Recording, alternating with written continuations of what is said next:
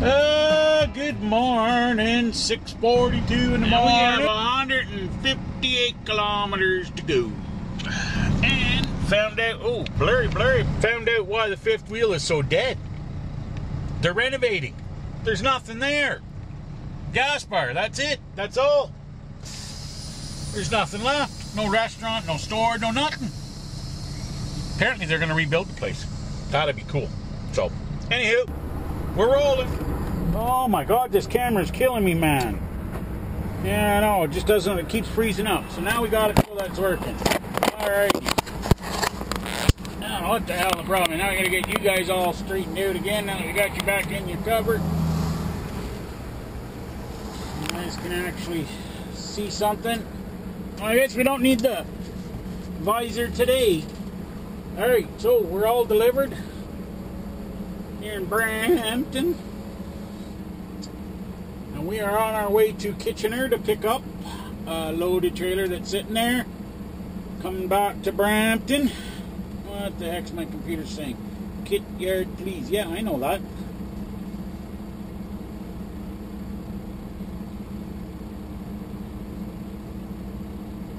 So, now we're going to pick one up there, bring it back to Brampton, and then we're going to pick one up in Brampton, go back to Kitchener Yard. That's the start of our day. After that, we have no clue yet. We will have to wait and see. Of course, could be here forever with this light. I'd love to drive one of these little things here, these Moffats. They look like they could be fun. Zipping around the parking lot with one of them. I've driven forklifts and whatnot before, but that looks like it could have some serious fun with that. I've been zipping around and doing 360s with it. Yeah. Hey, I can see myself in the convex mirror. Cool. I should wave. I'll wave at myself. Now that would be funny. Oh, come on, Mr. Stone Brick Guy. Let's go, man. Jeepers creepers. Almost didn't get the two trucks through. I think we're going to just go by him because he's like really slow. I understand that he's heavy, but he's slow. Slow. Alrighty then. Off we go to the rodeo. See where it takes us. Alrighty, on our way back into Brampton. We're almost there, just going by Milton. Question is, will the scale be open or will it be closed? That's the $1,000,000 question. Will we get lucky? I don't know what's up with this live bottom trailer in front of me here. It's like just all over the place. Seriously, dude.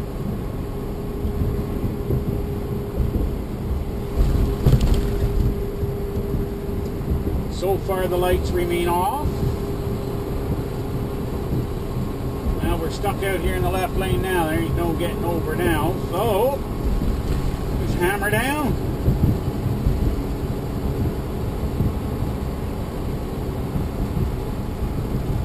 Yes, sir.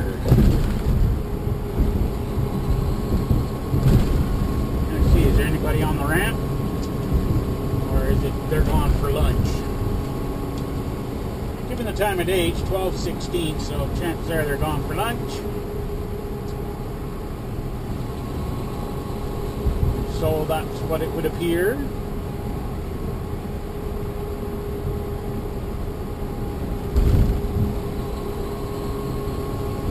Alright, next stop, Brampton.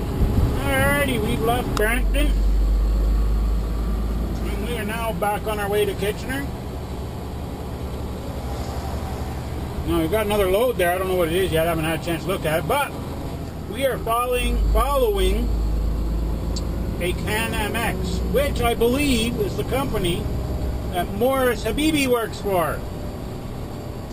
I probably said his last name wrong, but it's the other Morris on Facebook. So, oh, we got to turn right here. But I don't think it's him, because I don't think it was a white Volvo. Find out when he turns the corner. But I'm pretty sure it's not him. Although it is white and it is a Volvo, but I think it's a day cab.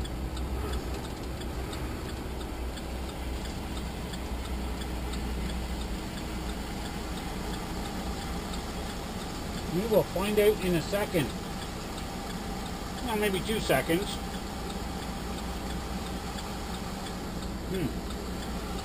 Message station.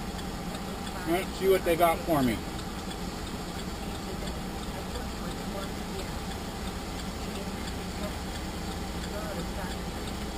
No, this doesn't pick up till tomorrow. Well, it's only going to Mississauga. This has got me doing city work.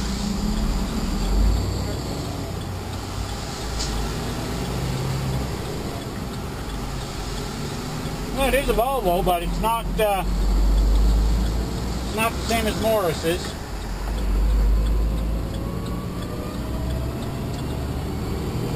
Morris has the double bunk one. This is just a single.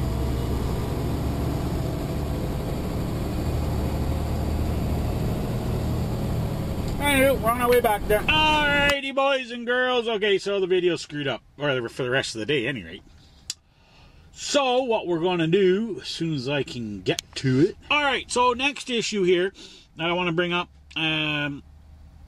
is this happened to an individual, and I won't get into all the details, okay? However, individuals out with a trainer, being trained, and whatever happened, blah, blah, blah. Him and his trainer not seeing eye to eye, whatever the case may be. And this goes for anybody. You know, if you're not getting along with your trainer, don't be afraid to ask for another one, okay? Call the company, talk to them, say, listen, you know what? There's a huge personality conflict here. You don't have to get into details unless this guy's doing, or her, him or her, is doing stuff that is unsafe, unsanitary, unhealthy, whatever, things like that. You can mention that, and that as being a reason. But, you know, if there's a personality conflict and, you know, there's bickering and blah, blah, blah, you know what? You can ask for another trainer. They can't say, oh, well, that's... And if they say that's the only trainer they have, you know what? Move on. It's that simple, because your life is going to be miserable getting trained by somebody who you don't respect or like or whatever, and you're not getting along with. So, don't be afraid to ask for another trainer. Okay, especially if you're with some of these bigger companies. If you're with a little company that only has 1 or 2 trainers, maybe a little different situation, but you still need to speak up. Maybe this person shouldn't be a trainer. Okay, maybe they are not a trainer. Maybe they're just a regular driver who got coerced into becoming a trainer.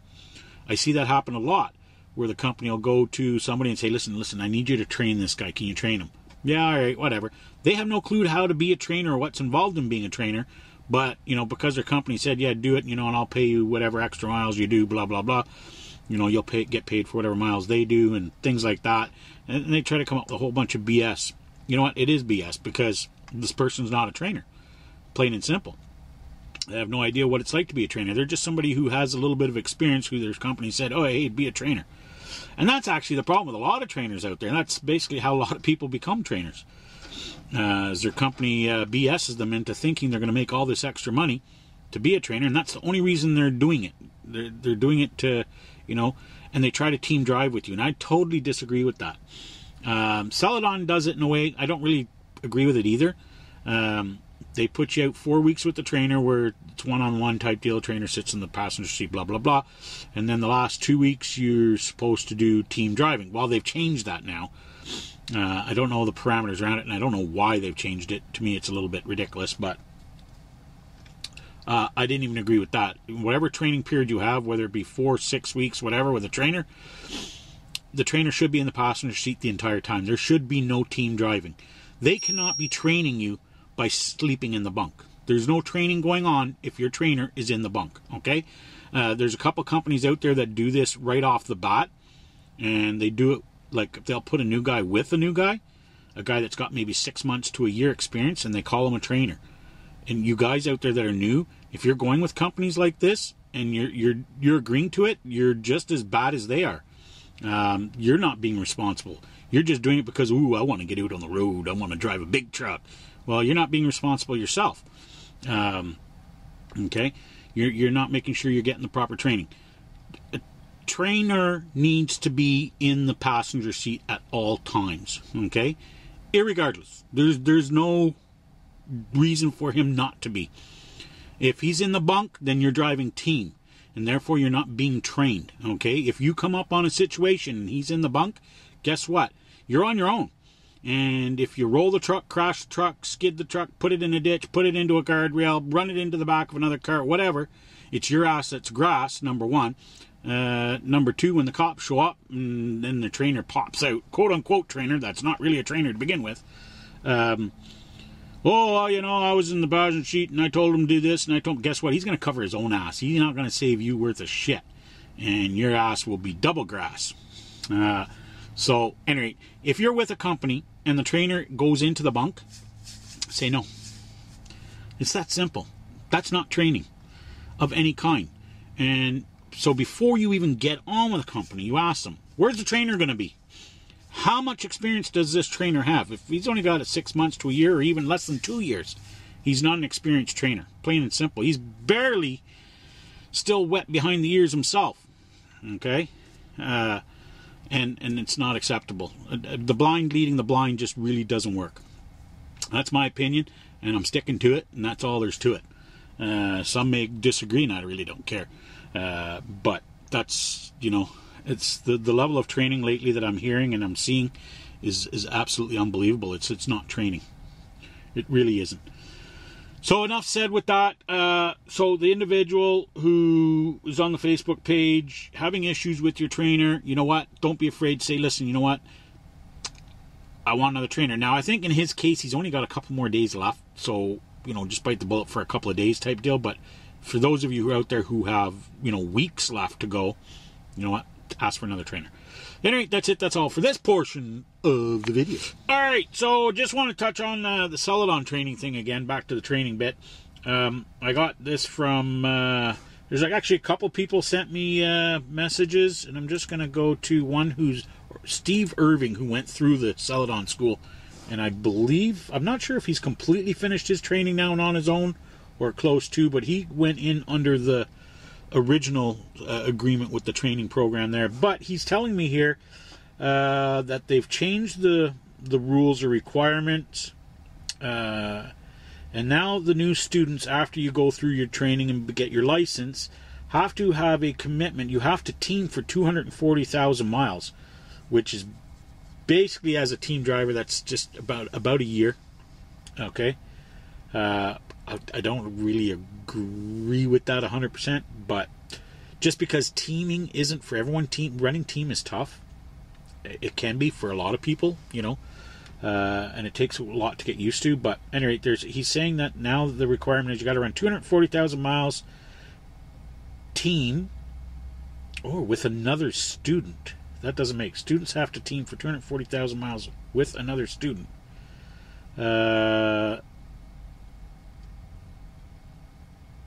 Oh, I hope they're not doing the CRST crap here. Okay, I believe that's, from what I've read too, that's after the 6 weeks of training with a trainer. She didn't confirm this, but I have been told by another that they will be adding a solo 120,000 mile commitment on top of that. That seems a little excessive. Now, you've just run team for a year and they want to add another year and a little bit to it.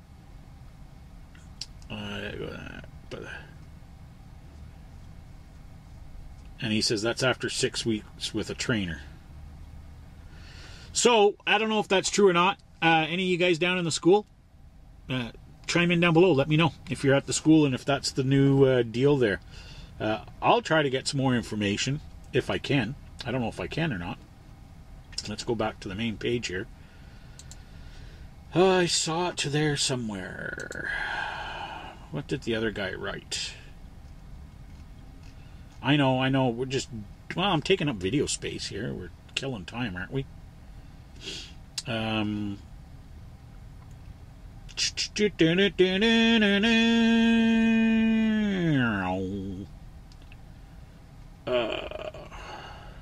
we're gonna edit here, I think. Where the frick is it, man?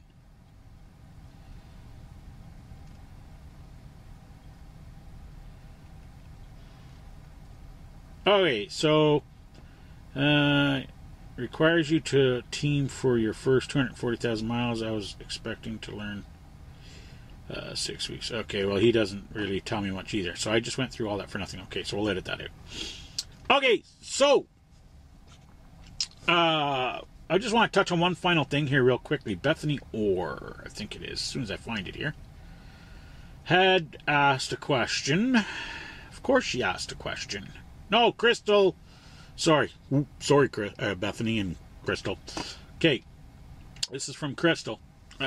She's been on the page for a while, and she's out in training right now, I believe. She put, so my dispatcher is trying to get me to do a swap under my... Oh, no, actually, I think she might be on her own right now. A swap under my 10-hour break. Is that legal? If I log on duty, then it voids my 10-hour break. Yes, it will if you go on. If you listen to what I'm saying to you, Crystal. If you go on duty, it will void your 10-hour break. Okay. Yeah, and so legally you can't do that. Legally, you can't do that. Now, it has been known in the past where some drivers have, where they've had to do a swap in the middle of the night. They've already gotten there. The other driver's not expected in for several hours. So what they've done, and what I've done in the past, is if I know I'm swapping, I'll go ahead and unhook from the trailer, and I'll park beside it. That way, when the other driver's coming in, he can drop his trailer and hook on to that one already. Now, for whatever reason, you cannot pull away from that trailer. You can still unhook from it and pull ahead. So, and it's up to you. You can sit there and scream, and I've seen drivers do this, where they'll claim they can't do this and they can't do that, or they won't do it, and so they end up losing the load or whatever, and they lose miles. Or you could find a way to just move your truck somehow and let the other driver hook onto your trailer, because you'll already unhooked from it, right? Right. So, but back to the original question. Yes, technically it is illegal to do that. Just saying. All right, so one final note we have from JD Morse, who's on the Facebook page. And this is a subject that nobody wants to talk about, or everybody thinks it's okay to make fun of. But it is a reality, and everyone does have it. Well, I shouldn't say everyone. The majority of drivers, especially the veteran drivers that are out here, and that's pee jugs. Okay? Piss bottle, pee jug, whatever you want to call it, doesn't matter what it is what it is. Okay? And let's face it, I'd rather see someone peeing in a jug than getting out of their truck and peeing on the ground. Okay? Now, here's the other flip side to the coin, because when you're peeing on the ground, especially in the U.S., where it gets really hot and muggy, you're peeing on asphalt, and guess what? It's not getting washed away. So if you get into a truck stop and all you can smell is urine, that's why. It's because guys are pissing on the ground. Okay? And the heat's getting to it, and that's what brings it out. And even if it rains afterwards, it's not going to matter. That stuff is there, and it's going to always smell, unless they pressure wash that parking lot. Okay?